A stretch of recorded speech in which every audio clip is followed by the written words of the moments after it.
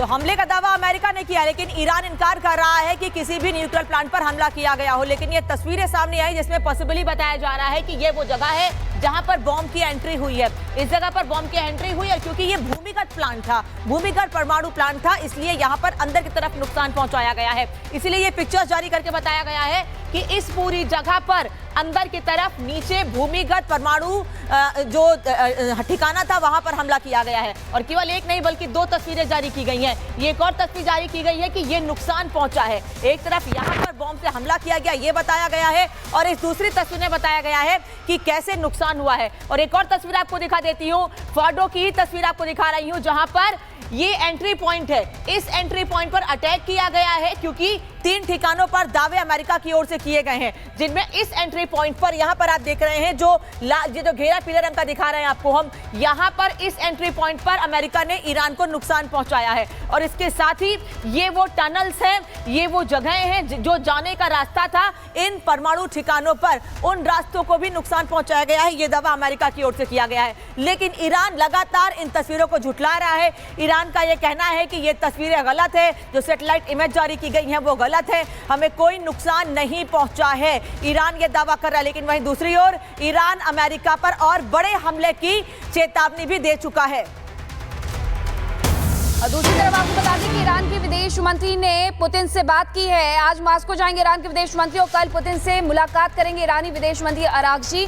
उनकी तरफ से ये जानकारी मिली है कि मॉस्को के लिए रवाना हो रहे हैं और वहां पर जाकर के पुतिन से मुलाकात करेंगे।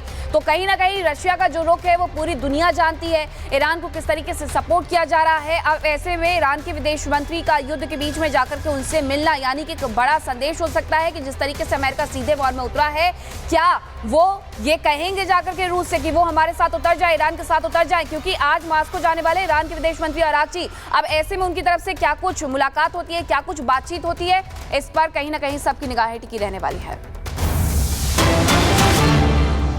और अमेरिकी हमले पर बोले हैं ईरानी विदेश मंत्री, अमेरिका ने कानून का उल्लंघन किया है। अरागची ये कह रहे हैं ट्रंप ने विश्वासघात किया है, अब्बास अरागची ये कह रहे हैं अमेरिका ने जंग को और भड़काया है। विदेश मंत्री हैं ईरान के अरागची, अब्बास अरागची, जो ये बात कह रहे हैं कि अब इसका खामियाजा अमेरिका को भुगतना होगा। ईरान लगातार चेतावनी दे रहा है, साथ ही अंतर्राष्ट्रीय कानूनों का उल्लंघन किया गया है। अब्बास अरागची ये बात कह रहे हैं। एक तरफ लगातार रूस या दूसरे देशों से मुलाकात और उनसे मदद की मांग भी की जा रही है, वहीं दूसरी ओर अमेरिका को चेतावनी देते हुए कहा गया है कि अमेरिका ने हम पर जो हमले किए हैं इसको लेकर अमेरिका को तैयार रहना को, क्योंकि ईरान इसका बड़ा बदला लेगा। वहीं ईरान के विदेश मंत्री अब्बास अरागची ये कह रहे हैं कि संप्रभुता से समझौता बर्दाश्त नहीं होगा, अंतर्राष्ट्रीय कानून का, अंतर्राष्ट्रीय नियमों का उल्लंघन किया है अमेरिका ने। ये बात ईरान के विदेश मंत्री की ओर से कही गई है और वो कह रहे हैं कि इसका खामियाजा अमेरिका को भुगतना होगा।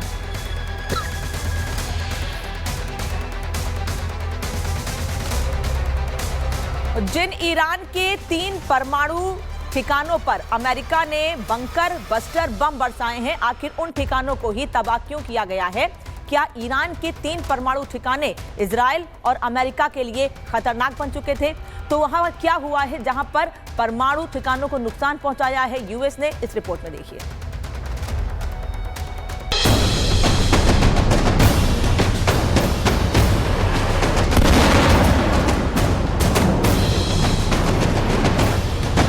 ये ईरान पर अमेरिका का सबसे बड़ा हमला है।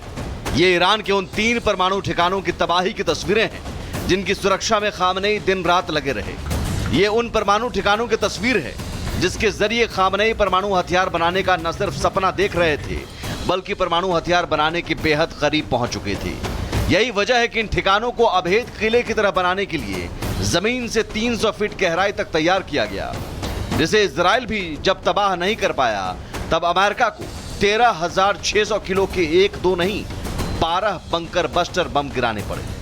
तो सवाल है कि आखिर इन 3 परमाणु ठिकानों में ऐसा क्या था जिसे तबाह करने के लिए अमेरिका को अपने ब्रह्मास्त्र B-2 बम वर्षक विमान से भारी भरकम बम गिराना पड़ गया। ये 3 सिर्फ इसलिए क्योंकि इनकी जो स्ट्रैटेजिक लोकेशन है, जिस तरह की सेफ्टीज इसके अंदर उन्होंने रखी हैं कि 100 मीटर से भी ज़्यादा के ज़मीन के नीचे को अगर आप जा रहे हैं, अपने आप को प्रोटेक्ट कर रहे हैं, क्यों कर रहे हैं? अगर आप इलेक्ट्रिसिटी रिलेटेड अपने एनरिचमेंट कर रहे हैं तो वो तो नॉर्मल भी हो सकता है, ज़मीन के ऊपर भी हो सकता है। तकरीबन 11 साइट्स हैं ईरान में जहां न्यूक्लियर रिलेटेड एक्टिविटी चल रही है, उसमें से वेपन ग्रेड वाली ऐसा समझा जाता है इन 3 के ऊपर डेफिनेटली चल रही थी, इसीलिए आपने देखा है कि ये टारगेट किए जा रहे हैं। अब आपको बताते हैं कि आखिर ईरान के ये 3 परमाणु ठिकाने ईरान के लिए सबसे महत्वपूर्ण और इजराइल और अमेरिका के लिए सबसे बड़ा खतरा क्यों थे। फोर्डो एनरिचमेंट प्लांट, ये ईरान का दूसरा सबसे बड़ा यूरेनियम प्यूरिफिकेशन प्लांट है। तेहरान से 160 किलोमीटर दूर पहाड़ी में बना है। पहाड़ी में 295 फीट यानी 90 मीटर गहराई में मौजूद फोर्डो में 2000 सेंट्रीफ्यूज मशीनें एक्टिव थी। रूस का S-300 एयर डिफेंस सिस्टम लगा था। हवाई हमले से तबाह करना मुश्किल था, इसलिए अमेरिकी बंकर बस्टर बम का इस्तेमाल हुआ और इससे तबाह किया गया। Natanz atomic facility centre Tehran से 250 किलोमीटर दक्षिण में है। जमीन के करीब 200 फीट नीचे 9 परमाणु बम बनाने जितना यूरेनियम मौजूद था। नतांज में 11,000 सेंट्रीफ्यूज एक्टिव थे। यहां यूरेनियम 235 की सफाई होती थी। नेतन्याहू ने इस एटॉमिक फैसिलिटी सेंटर को सबसे बड़ा परमाणु खतरा बताया था। और तीसरा, इस्फहान परमाणु टेक्नोलॉजी सेंटर, यहां यूरेनियम कन्वर्जन फैसिलिटी थी। कच्चे यूरेनियम को गैस में बदला जाता था। इस्फहान में ईरान का बड़ा एयरबेस था। पुराने अमेरिकी F-14 फाइटर जेट मौजूद थे। हथियार बनाने वाली फैक्ट्रियां भी थी। 13 जून को एयरबेस पर यहां इजराइल ने ड्रोन अटैक भी किया था। फिलहाल अमेरिका ने अपना काम कर दिया है। इन हमलों में तीनों परमाणु ठिकाने तबाह हो चुके हैं। हालांकि ईरान का दावा है कि इन हमलों में ज्यादा नुकसान नहीं पहुंचा है। तो क्या ईरान के पास अभी भी परमाणु हथियार बनाने के लिए साजो सामान और सुरक्षित ठिकाने मौजूद हैं? Bureau report, Republic Bharat.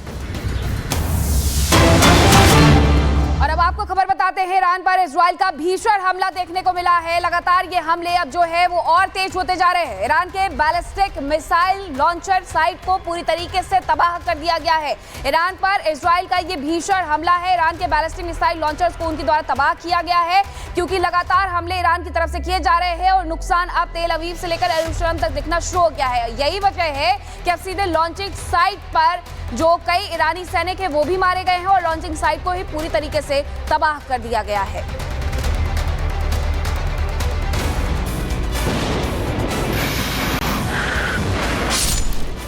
ये अब सिर्फ इजराइल बनाम ईरान की जंग नहीं रही, अब जंग में कूद पड़ा है अमेरिका और जवाब में दहाड़ उठा है ईरान।